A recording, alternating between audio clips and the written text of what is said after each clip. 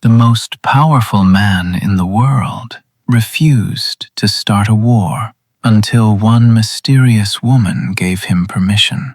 His army was already waiting. His generals had chosen the battlefield. Every horse was saddled, every sword was sharpened. The entire kingdom stood ready, yet no one moved, because the woman inside a mountain temple hadn't spoken.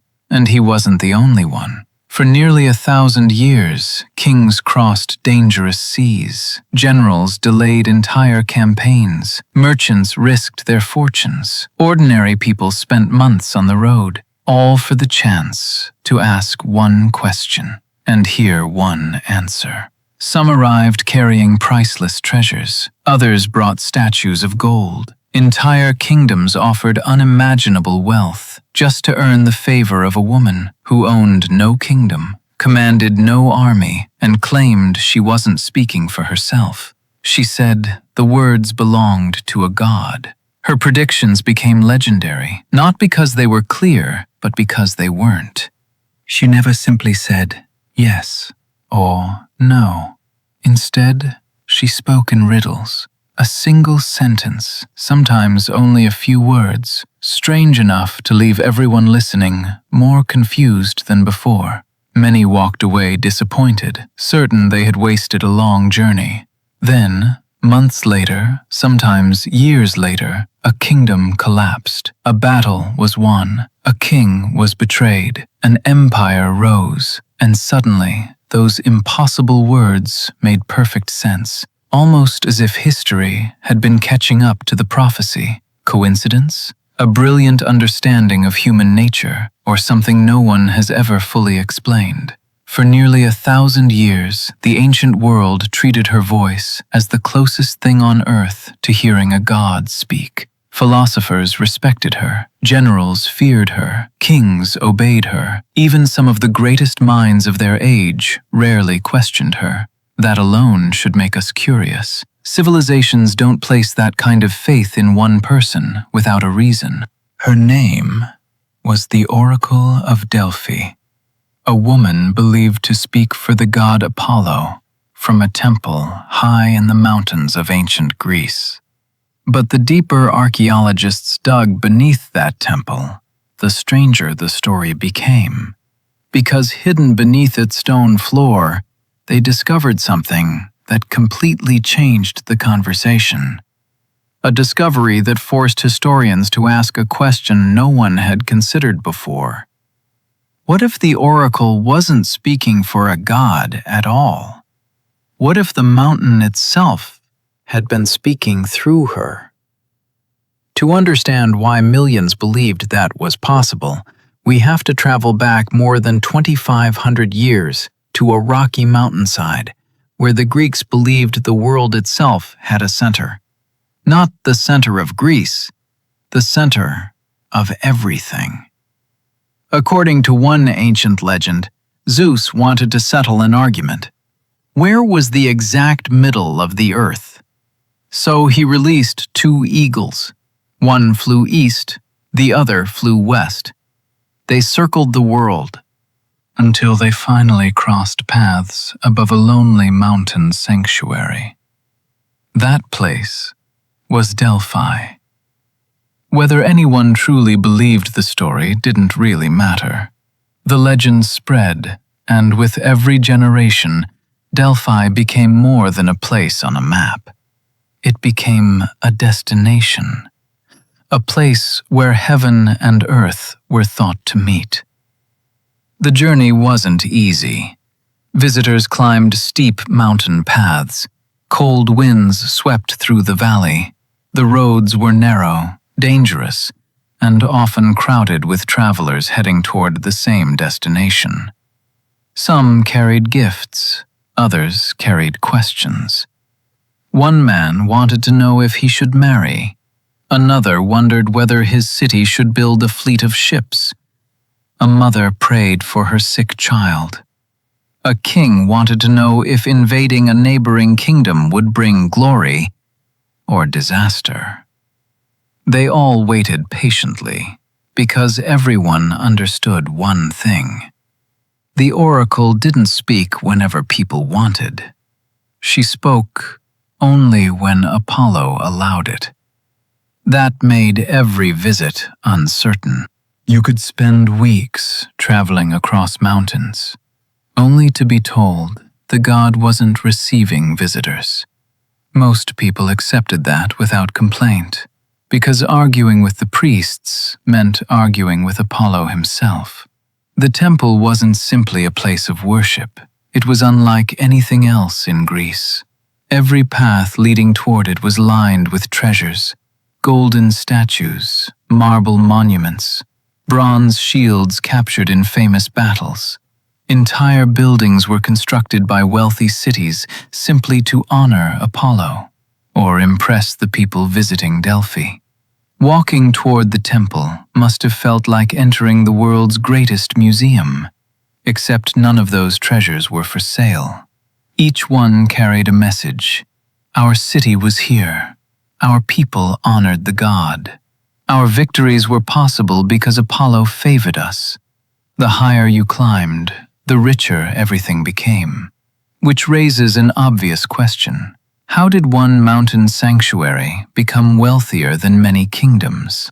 The answer wasn't taxes or conquest. It was trust. People believed, and belief can become more valuable than gold.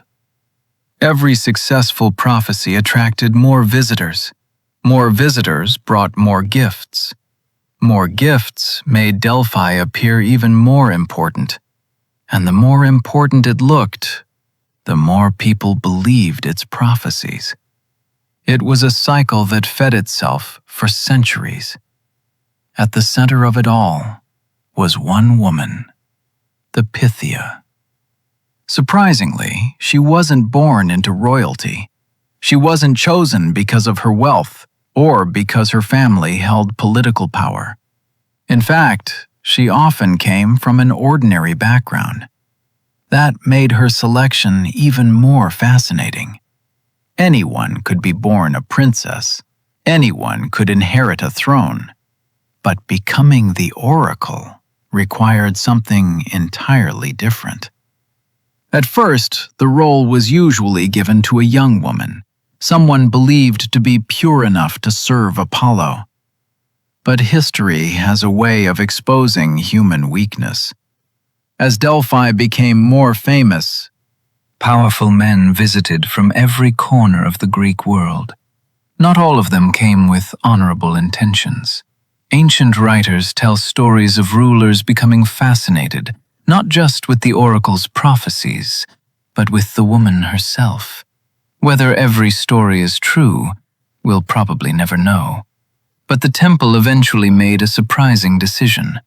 From that point forward, the oracle would usually be an older woman, often over 50 years old.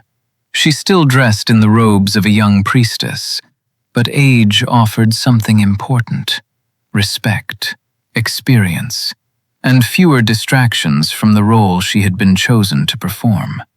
Once selected, her life changed forever. She no longer belonged to a family or to a village. She belonged to Apollo. At least, that's what everyone believed. But before she spoke a single prophecy, she had to prepare. And those preparations were unlike anything most visitors had ever seen. Before sunrise, she walked to a sacred spring. The water was believed to cleanse both body and spirit. Nearby, priests prepared an offering for Apollo, usually a goat, but they didn't sacrifice it immediately. First, they poured cold water over the animal. If it shivered, that was taken as a sign Apollo was willing to speak. If it didn't, the ceremony ended. No prophecy, no questions, no exceptions. Imagine traveling hundreds of miles, waiting for weeks, only to watch a goat stand perfectly still. Your journey would have been over. It sounds almost unbelievable today, yet for centuries, no one dared challenge the ritual. Because if the signs were ignored, and Apollo truly wasn't present, then every word spoken afterward would be meaningless. Only after the sacrifices were complete, only after the prayers had been offered, did the oracle disappear into the deepest part of the temple. A chamber ordinary visitors were never allowed to enter. The priests followed. The doors closed. Silence filled the sanctuary.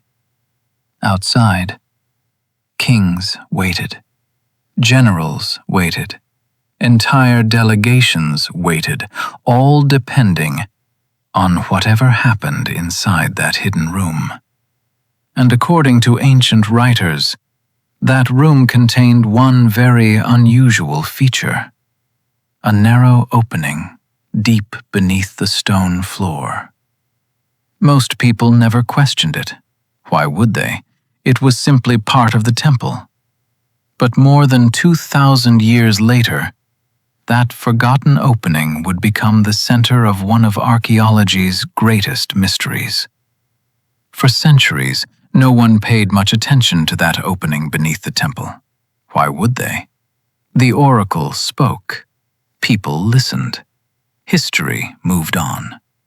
The floor beneath her feet was just a floor, or so everyone thought. When visitors finally entered the temple, the atmosphere alone was enough to unsettle them. Sunlight barely reached the inner chamber. The air was heavy with the smell of burning incense. Priests whispered prayers that echoed off the stone walls. Every step seemed louder than it should have been. Then, somewhere beyond the doorway, the oracle waited. No king spoke to her directly. Questions were usually passed through the priests. One by one, the visitors explained why they had come. Should we build a new city? Should we begin a war? Should we trust our allies? Should we cross the sea? Questions that could change thousands of lives, reduced to a few nervous sentences. Then everyone waited. Ancient writers describe what happened next in very different ways. Some claimed the oracle suddenly became restless. Others said her voice changed. A few even wrote that she appeared to enter another state of consciousness. Whatever the truth, the priests carefully listened to every word she spoke. Sometimes they wrote them down. Sometimes they translated them into elegant verses. And then, the answer was delivered. Rarely was it simple. Almost never was it direct. Instead of certainty, people received puzzles. One prophecy, in particular, would become famous for all the wrong reasons. It involved a king named Croesus. If there was ever a man who seemed impossible to defeat, it was him. Croesus ruled Lydia, one of the richest kingdoms in the ancient world.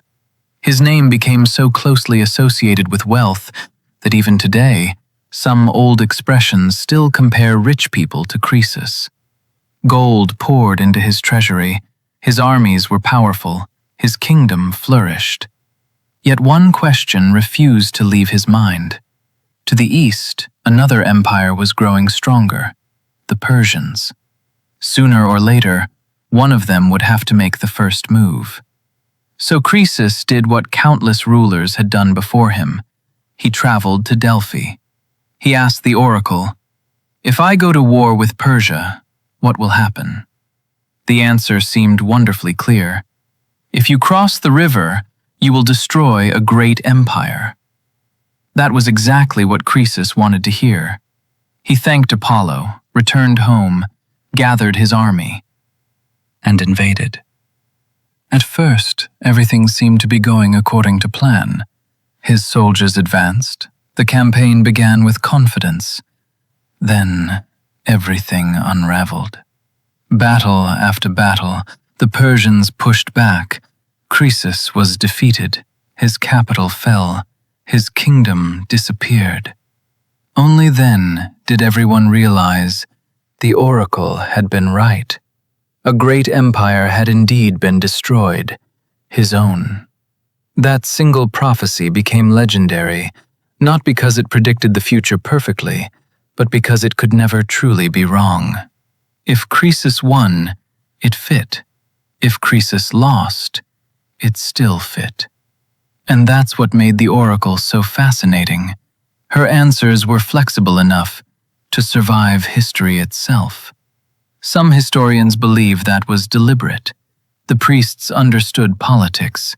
They understood human nature. Instead of making risky predictions, they offered carefully crafted statements that allowed people to find their own meaning. Others completely disagree. They argue there were too many astonishing prophecies, too many remarkable coincidences, to dismiss them all as clever wording. The debate has lasted for centuries, and strangely enough, modern science may have made it even more complicated. For a long time, archaeologists rejected one famous ancient claim. Several Greek writers hinted that strange vapors rose from beneath the temple. Later historians dismissed the idea. They searched the ruins, found no obvious evidence, and concluded the ancient authors must have exaggerated. Case closed. Or so they thought. Then, late in the 20th century, geologists began studying the mountain itself. Not the temple, the rock beneath it. What they found surprised everyone. Delphi sits near the intersection of two geological fault lines. Cracks deep beneath the sanctuary could have allowed underground gases to rise toward the surface. Even more surprising, researchers identified traces of ethylene, a naturally occurring gas. In small amounts, it can produce feelings of calm, euphoria, dreamlike sensations. In larger amounts, it can alter awareness altogether. Suddenly, ancient descriptions that had sounded like myths didn't seem quite so impossible. Could the oracle have entered an altered state, not through magic, but because she was breathing gases rising from the earth? Some scientists think so. Others remain unconvinced. The amount of gas is still debated.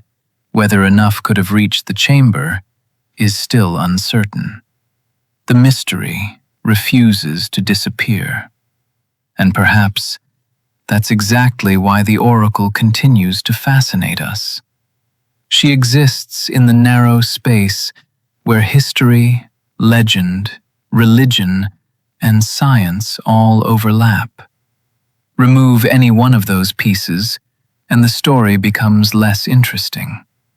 Leave them together, and the mystery survives. Eventually, the ancient world changed. Rome conquered Greece. New religions spread across the empire. The influence of Apollo slowly faded. Fewer pilgrims climbed the mountain. Fewer kings came seeking answers. Then, in the 4th century, the Roman Emperor Theodosius ordered many pagan temples to close. After centuries of guiding kings, the Temple of Delphi finally fell silent. The fires went out. The priests disappeared. The oracle spoke her final prophecy. No one knows exactly what those last words were. Perhaps they were never written down. Perhaps they were lost to time.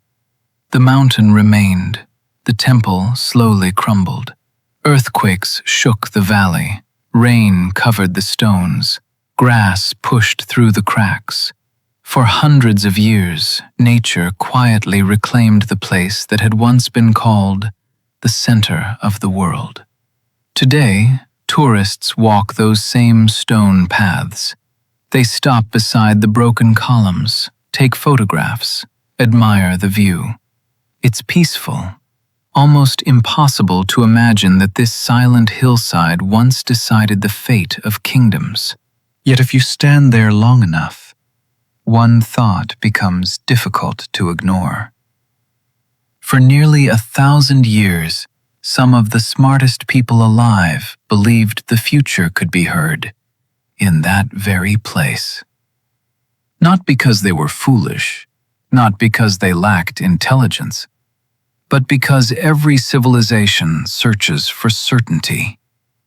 We all want someone, or something, to tell us what tomorrow holds. Perhaps that's why the Oracle of Delphi still captures our imagination after more than 2,000 years. Not because we know exactly how she did it, but because we still don't. Was she a brilliant observer of human nature? A gifted priestess with extraordinary intuition? A woman unknowingly affected by gases rising beneath the mountain? Or did the people of ancient Greece really hear something divine echoing through the heart of Delphi? No one can answer that with complete certainty. And maybe that's the greatest prophecy the oracle ever left behind. Some mysteries are never meant to be solved.